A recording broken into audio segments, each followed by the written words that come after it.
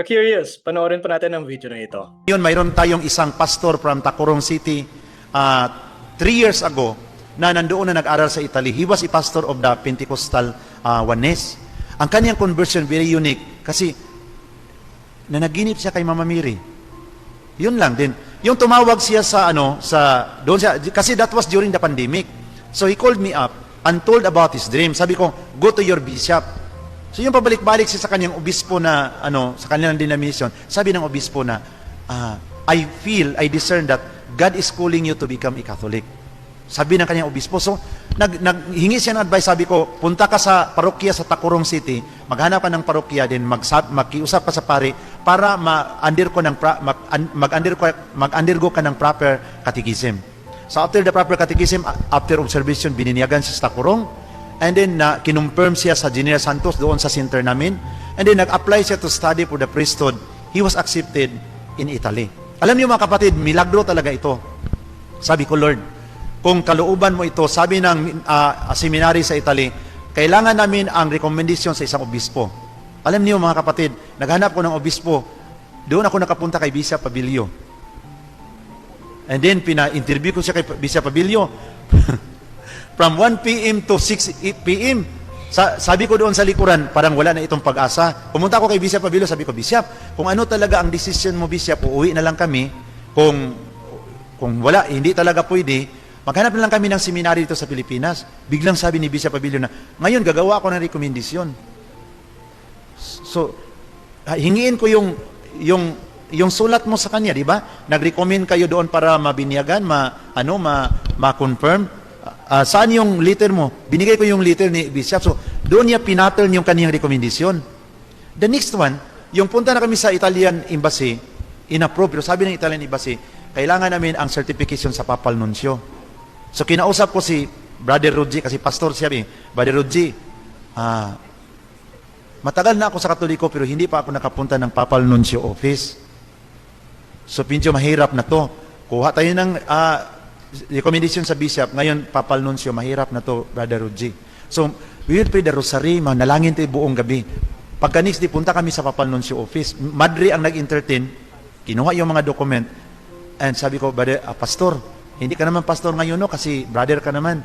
Sabi ko sa kanya, kung anong decision sa Papal Nuncio, dito tayo maghanap ng seminary sa Pilipinas. Alam niyo mga kapatid, after 3 days, tinawagan siya, na-approve ang application sa Papal Nuncio Office. So, first convert pastor in the Philippines studying in the priesthood in Italy, mag 3 years na siya. Kaya more prayers para sa amin. Kasi alam niyo mga kapatid, bago ako magtapos, parang napakabigat sa kamay ni Satanas sa amin. Kasi ang unang nagalit is Satan. Kaya we always ask the intercession of the people of God and the Blessed Virgin Mary. Kasi yung may mga pastor na mag-decision to become a Catholic, makita namin ang galaw sa kaaway. Pero hindi ako nagpatinag, nanindigan kami, sa hanggang ngayon, nakasurvive ako from 2007 of my conversion until now, 2023. Ang hiningi ko sa Panginoon, Lord, bigyan mo lang ako ng 10 kapastor na mag-convert sa simbahang Katoliko maging tulad sa akin. Ngayon, binilang ko, hindi bababa sa buong Pilipinas na 300 ka mga Christian workers. Ako po pala si Roji Villanueva Dalasa from Villamor Esperanza, Sultan Kudarat, or in Tacurong City po, ang center city po namin. So, as you see in my post po, nandito po ako sa Rome, Italy upang nag-aaral po pagkapari. I am a young Protestant pastor, converted into the Roman Catholic faith as a seminarian. Ang pag-convert ko po sa simbahang Katoliko na itinatag mismo ng ating Panginoong Hesukristo, wala pong naghihikayat sa akin upang magpaanib po sa simbahang Katoliko. Kusang loob po ako na nagpa-convert dahil binigyan po ako ng pangitain ng ating Panginoong Diyos. Binigyan po ako ng sign. Ang sign na po na iyon, mga brothers and sisters of the Lord, ay yun yung mga vision ko po na ipinapakita sa akin ng ating Panginoong Diyos. Pero bago ko po ibabahagi sa inyo ang aking mga vision, mga brothers and sisters in the Lord, ibabahagi ko po sa inyo ngayon kung paano po ako na-convert into the Roman Catholic faith nung simula po. Bago po ako na-convert sa Roman Catholic faith, I am working as a microfinance officer in the private sector po, in ASA Philippines Foundation Incorporated, kung alam po ninyo yon. As a microfinance officer po, may mga groups of clients po kami in other barangays, in any barangays po, ganon. So, we are going there to collect the responsibility weekly. So that in that time po na nagtatrabaho po ako, na-assign po ako doon sa Maragusan, Compostela Valley. Kung nakapunta na po kayo doon, kung sino man po ang nanonood dyan sa Maragusan, Compostela Valley, hello po, magandang umaga po sa inyong lahat, or good afternoon po, or good evening po sa inyong lahat dyan. Noong nagtatrabaho po ako sa Maragusan, Compostela Valley, nagkaroon po ako doon ng mga pangitain po. Mga brother, in that time, mga brothers and sisters in the Lord, ang pagtawag po sa akin ng Panginoong Diyos ay binigyan niyo po ako ng sign. Alam niyo po ba ang first na sign na ipinakita sa akin ng Panginoong Diyos ay nasa sign of the cross po ako in front of so many people habang nagpa-preach po ako. Nagsa-signing of the cross po ako na in time na pastor po ako, in time po na protestante po ako, hindi po kami nagsa-signing of the cross before preaching. Dasal lang. Panginoong Diyos, ganito, ganyan. Ganun lang po ang mga protestant. So, hindi na po kami nagsa-signing of the cross. Unlike po sa Catholic Church na nagsa-signing of the cross po tayo. So, araw-araw po yun, mga brothers and sisters of the Lord. 1 week po siya na dire-diretso po ang aking vision. So, hindi ko po oras-oras na nakikita yung sarili ko. Kumbaga, mag-flash na lang siya bigla in that time. Mag-flash na lang siya bigla na nakikita ko yung sarili ko na nakasuot po ako ng sotana, white, violet, verde, kasi mga brothers and sisters in the Lord, ang mga pastor po hindi po nagsusuot ng sotana. Doon ko naisip, mga brothers and sisters in the Lord, na bakit ko nakikita yung sarili ko na nakasuot ng mga damit pang pare. In that time po, binabaliwala ko lang po yun. Kasi nga, syempre, nakafocus po ako sa trabaho ko. Binabaliwala ko lang po. Pagka kinabukasan na naman po, brothers and sisters in the Lord, nakita ko naman po ang aking sarili while na nagtutalk po ako sa mga client na dinidiscuss ko po ang mga product and services po namin. In that time po, nakita ko po yung sarili ko na nagbibinyag po ako ng mga bata sa kasal at nagtuturo po ako ng katikisim sa mga bata at sa mga matatanda po in other countries. Kumbaga, ang puputi po ng mga tao, mga bata na hindi ko naiintindihan yung mga salita po nila. So kung English po yung mga brothers and sisters in the Lord, naiintindihan ko po, pero hindi ko po naiintindihan yung mga bata, yung mga matatanda na mga tinuturuan ko. In that time po, brothers and sisters in the Lord, binabaliwala ko lang po yung pangitain na yun sa buhay ko kasi nga, I am a pastor. Bakit ko naman iisipin na magkakatolik ako? Magtuturo ako, magpapare ako, mag-aaral ako? Paano? Napaka-imposible dahil mahirap lang po kami. Napaka-imposible po na mag-aaral po ako ng pare kasi nga po, hindi po ako laki na katoliko. Laki po ako na protestante po. In the 24 years po na protestante po ako, 3 years pa lang po ako, magti 3 years pa lamang po ako na converted pastor into the Roman Catholic faith. Magti 3 years pa lamang po ako dahil bininyagan po ako, or mamaya ko na po sasabihin. In that time po, brothers and sisters in the Lord, hindi ko po yun siya iniisip. Kumbaga binabaliwala ko lang po yung mga pangitain na yun sa buhay ko. Kasi nga po, napaka-imposible talaga sa buhay ko na bakit ako nakasuot ng sotana? Bakit ako nagpe-preach? Or bakit ako nagsasign ng the cross? Protestante po ako. In that time po, brothers and sisters in the Lord, sa Maragusan, Compostela Valley, pag uwi ko po galing sa group po na yun, may nagharang po sa akin na 2 lalaki, tinangay po ang aking pera. Tinangay po or hinold up po ako sa madaling salita. Alam niyo po ba, nanginginig po talaga ako sa takot, pero yung lalaki na po na yun na bata, yung pagtutok sa akin ng baril, parang nanginginig po siya na gano'n, no? Ganun po yung yung nanginginig po yung kamay niya na tumututok po sa akin. Pero in that time po, yung kasama po niya, kinuha niya po yung bag ko, yung mga book ko po sa trabaho, tapos yung motor ko po, kinuha po. Pero ako po, nakaganon lang po. Sabi niya, taas mo ang kamay, nakaganon lang ako. Nakaganon. Kumbaga, na-black out ako na, Mamma Mia, kakamatay ko na yata po ito. Sabi kong gano'n sa buhay ko. Umiiyak po talaga ako in that time, mga brothers and sisters in the Lord, dahil hindi ko akalain na itututok sa akin yung baril na yun. What if pinutok po sa akin yun, di ba? Sobrang kaba ko po yun talaga, mga brothers and sisters. Nanginginig po talaga ako sa takot, nanginginig po yung tuhod ko na nung pinataas po ang aking mga kamay, mga brothers and sisters in the Lord, talagang talikod ka, talikod. Sabi niya po niya gano'n, tumalikod po talaga ako na parang nayuko na po ako sa kalye na nanginginig po talaga ako sa takot. Tapos sabi niya, huwag kang lilingon, kumbaga ipuputok ko to sa'yo, sabi niya gano'n. Pero yung yung Tagalog po niya, parang hindi po siya normal na Tagalog po. Parang may halo po yung salita nila. Parang hindi po siya taga doon. Or kung kinuha po yung motor ko, itinapon po sa may bangin. Pero yung motor na po na yun, hindi po siya mismo natapon sa may bangin. Kumbaga, in that time po, mga brothers and sisters in the Lord, talagang pinahubad po talaga ako. Wala po talaga akong brief in that time na talagang hubad na po ako talaga, mga brothers and sisters in the Lord. Kasi nga sabi niya, hubad ka, ilabas mo lahat ng pera mo, ilabas mo, imposible na wala kang pera. Sabi po niya yun. Kasi nga po, galing po ako sa grupo na po na yun, na nakakolect po ako at nakapag-discuss ng mga products and services po namin doon. So sabi niya, hubad ka, kung hindi ka buhubad, sabi niya gano'n, kapkapan kita, kumbaga kinapkapan po niya ako,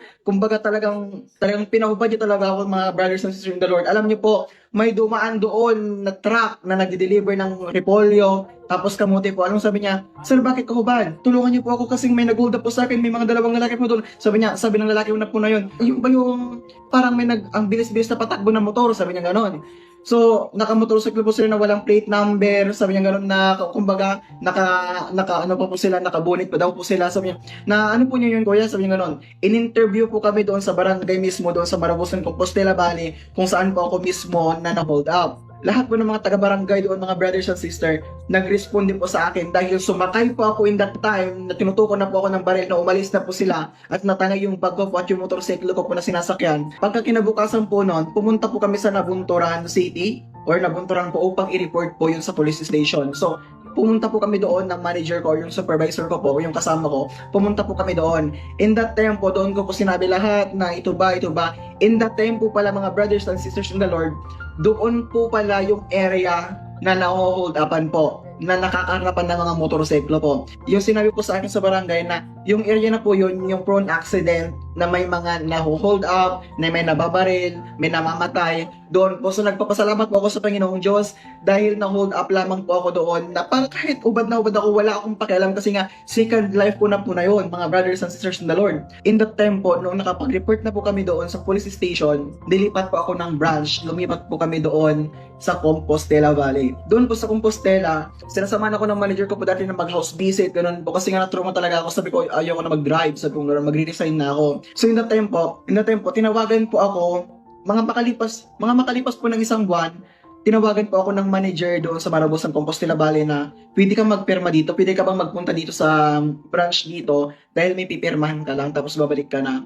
Ako naman po, pumunta po ako doon. Pagkakinabukasan po noon na pag house visit po namin, pumunta po ako doon na nag-shortcut po ako kasi nga sabi ng tinanungan ko, pwede kang mag-shortcut dito papunta doon sa Marabusan, Compostela Valley kasi nga po dito 1 hour lang, 1 hour and 20 minutes, makakarating ka na. Sabi niya, kung diyan ka dadaan, mga 2 hours ka pa bago ka makarating. Sabi po niya ganun, mga brother. Pumunta po ako doon, dumaan po ako doon. In that time po, brother, noong 30 minutes na po noon, nung kumbaga nasa kalagitnaan na po ako noon, nakita ko na po yung mga fogs. May mga fogs na po talaga na kumbaga, fogs na po siya. Kasi nga, sobrang taas po yun siya, mga bundok na po yun siya. Fogs na po yun siya, wala kang makitang mga puno. Kumbaga, kung makita mo lang yung mga puno ng mga 50 meters, gano'n. Pero talagang ang kapal po ng fogs in that time. Alam niyo po, brothers and sisters in the Lord, doon ko po mismo nakita sa paningin ko ang imahe ni Mama Mary. Doon ko po nakita talaga ang kagandahan ni Mama Mary po, na kumbaga, nakita ko yung imahe niya na hindi naman ako nag-hallucinate po doon kasi nag-drive po ako. Nakita ko po ang kagandahan ni Mama Mary po na parang nakita ko sa fogs na nag-shape na Mama Mary po. So, in that time po, naisip ko po na parang gusto kong bumalik sa branch. Parang naisip ko na po talaga na babalik sa branch kasi nga po, parang hindi ko na makita yung daan eh. Hindi ko na makita yung daan na kung magliko ba ako, talagang mag-straight, magliko ba ako, ganon. So, na lang po ako, babalik na lang po ako sa branch in that time yung naisip ko dahil in that time po kasi, gusto ko nang bumalik. Talagang pinipilit ako ng sarili ko na babalik na ako. Parang gusto kong bumalik na sa branch. Alam niyo po, brothers and sisters of the Lord, noong nakita ko po ang imahe ni Mama Mary na napakaganda sa paningin ko po, doon ko po naiisip na binibigyan ako ng notice na hindi na ako magpapatuloy papunta sa Marabusan, Compostela branch. Nakita ko po talaga, hindi po ako nag-hallucinate na, parang nag-flash po talaga agad-agad sa paningin ko na, oh, si Mama Mary, sabi ko po gano'n na, hindi ko, kilala ko si Mama Mary, pero hindi ko talaga lubos na kilala, pero nakikita ko sa Katoliko at nakikita ko sa mga Catholic Church dahil pumupunta po ako, nakikipag-attend po ako dati sa mga patay, gano'n, na makipaglibing. So, yung mga patay, pinapasok sa simbahan. So, yung mga estatwa, yung gano'n, yung mga images. In that time po, brother, nakita ko po at naramdaman ko po na binabalaan na po ako na parang hindi ako magpapatuloy. In that time po, talagang gusto ko na talagang bumalik sa branch na yon, sa Compostela branch po. In that time po, noong paliko na po yun, kasi pababa po yun siya eh. Noong paliko na po yun, mga brothers and sisters in the Lord, may humarang po sa akin na 2 lalaki po. Noong nagganon po yung lalaki, noong talagang hinarangan po ako ng lalaki na may baril po na hawak, na nagganon po talaga siya, mga brothers and sisters in the Lord. Nagganon po talaga siya. Alam niyo po, binaril po ako isa, pero hindi po ako natamaan.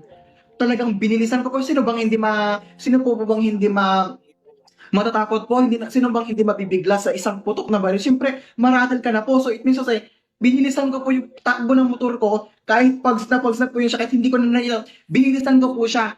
Pang dalawang putok na po, brothers and sisters in the Lord, pinutok na naman po niya, pero dito na po natamaan sa likod ng tuhod ko po. Dito sa likod ng tuhod ko mismo, kaya nag-crack ang tuhod ko po. In that time po, brothers and sisters in the Lord, gustong kunin talaga yung motor. Gustong talagang kunin yung motor, mga brothers and sisters. Ang motor na po na yun, mga brothers and sisters, motor ng company, hindi ko po yun motor. Alam niyo po ba, ang kagandahan po doon, may dalawang motorsiklo po na mga tomboy. Ang lalakas po ng mga tawa, ang lalakas po ng tawa. Talagang, nung pinutukan na po na ako na yun, ang binilisan po pala nila, ang pagtatagpo. Akala po nila, doon daw sa lingkuran nila, ang putok na yon. Kaya binilisan nila, baka sila ay makakarnap din po. In the tempo, umiyak po yung isang tomboy noong nakita po ako na nakalatag po doon sa highway po, sa kalagitnaan po ng highway. Sabi niya, kuya na ano ka? Sabi ko, umiyak na ako. Sabi ko, ang sakit-sakit ng tuhod ko. Tawag ko yun ng ambulansya. Sabi ko pong ganon. In that time po na, tawag na po kayo ng ambulansya kasi ayaw ko pong pumatay. Naputukan na ako. Sabi ko, in that time po, salamat po talaga sa Diyos, mga brothers and sisters, the Lord. Kasi nga po, yung mga tomboy na yun na apat, kasi dalawa po yun na motor, umakyat yung tomboy sa puno at nakasagap ng signal. Sabi niya, may na-aksidente dito sa highway papunta sa Marabusan, Compostela Valley. Alam niyo po, doon po ako nirespond din ng ambulansya na, kumbaga, parang nakikita ko yung sarili ko na, yung ihinatak ako, yung kumbaga, sinakay ako doon sa ambulance na, kumbaga, nilagay po ako doon sa higaan, tapos pinatong po ako doon sa, parang patay po ako, pinatong po ako, so nawala akong, kumbaga nakaano lang po ako na gano'n, sabi ng ambulance po, igalaw mo yung paa mo, sabi gano'n. Sabi ko, kagano'n na ako, gano'n lang. Igalaw mo yung paa mo, sabi niya.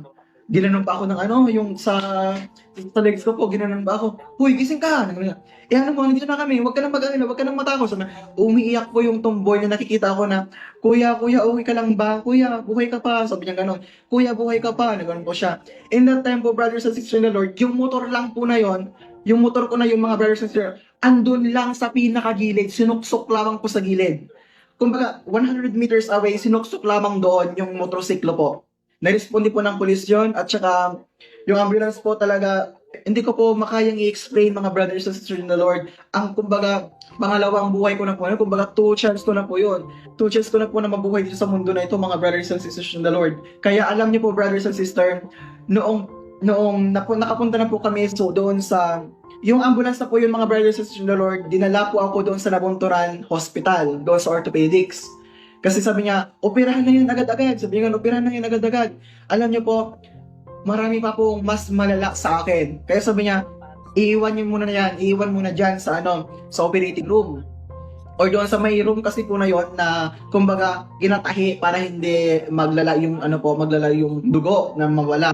So in the time po, yung pantalon ko na yon, ginunting po yun siya kasi nga sabi niya, I don't waste my time, sabi ng ng doktor, marami ng dugo. So, po yun siya, ginunting po niya siya, sabi niya, tinurukan na po ako ng anesthesia noon, tinurukan na po ako ng anesthesia sa tuhod ko kasi nga gusto nang suyupin po yung gusto nang yung suyupin yung mga nag-crack na mga buto doon sa tuhod ko po.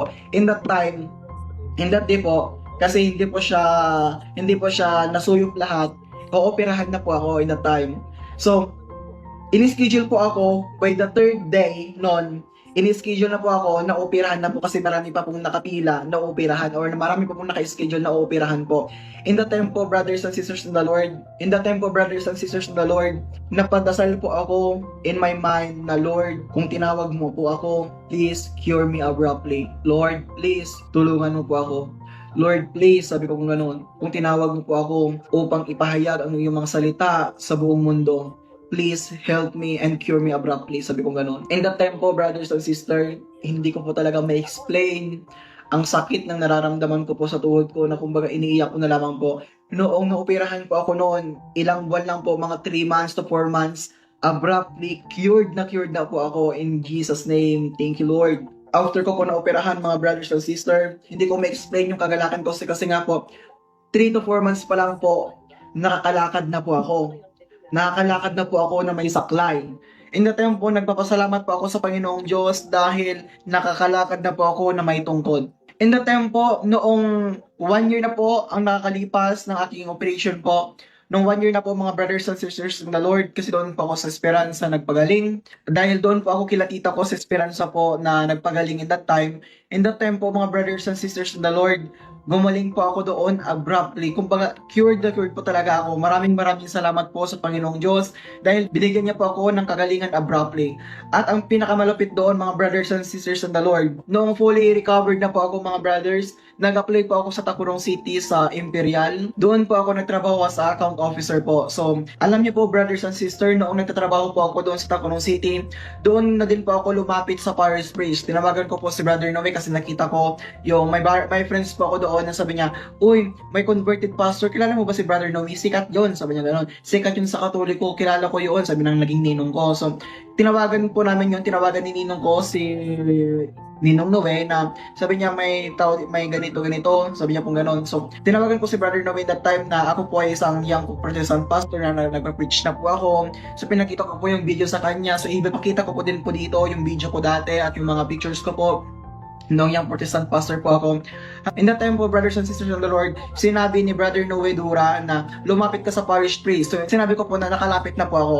So, kinausap ko po yung parish priest na ma-convert po ako sa Roman Catholic faith.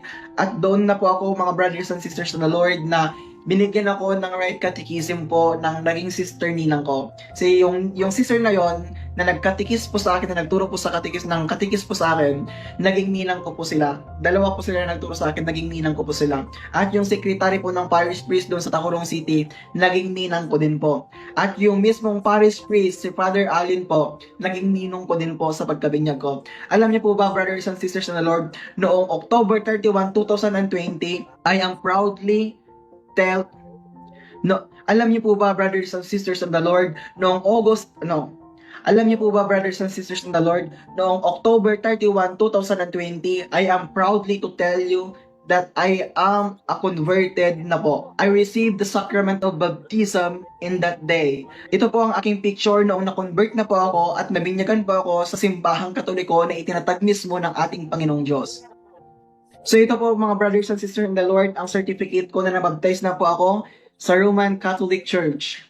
I am proudly to tell you and announce you that I am baptized na po sa Roman Catholic faith noong October 31, 2020. So ito po yung mga naging picture ko po. So ayan si Father Kent ang nag-ano po sa akin, ang nagbigay po sa akin or nagbinyag po sa akin. Ayan po ang pictures po namin kung makikita po ninyo. Ayan po yung naging present ninang ko, yung mga nag-attend po ng mga ninang ko kasi nga po yung mga ninong at ninang ko po sa pagkabinyag, nandun pa po sila sa ibang bansa. So hindi po sila nakapag-attend. So ayan po. So ito din po yung mga ayan. Ayan po. Ayan po siya. Binibinyagan po ako. And then ito po. Ayan. At ito na po noong binibinyagan na po ako ni Father Kent Warren. Ayan po. Ayan po siya. This is our picture. Reverend Ken Zamora. Ayan po, nasa likod ko pa po siya. So maraming salamat sa Panginoong Diyos. I am proudly Catholic na po. I am proudly that I am converted into the Roman Catholic faith na itinatag mismo ng ating Panginoong Diyos. Noong December 1, 2020 po mismo, bininyagan po ako or I received the sacrament of confirmation sa General Santos City Holy Cross Paris. Ayan po. Taran! Certificate po yan. Taran! Taran! Ito po yung mga naging documents ko po sa pagbinyag ko po. Ito po yung evidence ko po na nabinyagan po ako. At nabinyagan po ako sa Catholic Church and I received the sacrament of confirmation. Ito din po yung certification ko po. Naging ninong ko din po si Father Dandy, the parish priest of Holy Cross in the Kalumpang Church. Naging ninong ko din po siya. Ito po ang naging mga documents ko po at mga pictures po. Alam niyo po ba, after that mga brothers and sisters in the Lord, nag-stay muna ako sa converted pastor sa part ni Brother Noe Dura. Nag-stay po ako sa kanya ng mga 1 year. Nag-proba po ako doon or trinay po niya ako at nagturo po ako ng mga bata, children ministry, nagturo po ako doon ng mga katekism ng mga bata. And then in that time po, pumunta na po kami doon sa Manila. Pumunta na po kami sa Manila. Alam niyo po ba, brothers and sisters, noong natapos na po ako binyagan sa Simbahang Katoliko, napaawit po ako sa isang grupo ng No Higher Calling. Maraming salamat po sa mga instrumento na ginamit ng ating Panginoong Diyos upang tulungan po ako na mag-process ng aking mga papeles na makapunta po dito sa bansang Italia upang mag-aral pagkapare. Lumaki po akong isang protestante, mga brothers and sisters in the Lord.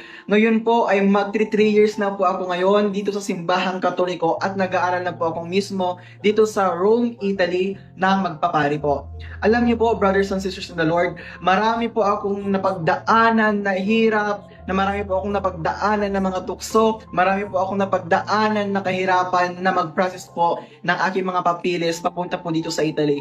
Ang dami-dami ko pong naiyak, kulang po siguro mga isang timba lang po siguro, mga isang timba lamang po siguro ang ang dami-dami ko pong naiyak sa pagpaprocess ko ng papilis ko, mga brothers and sisters in the Lord.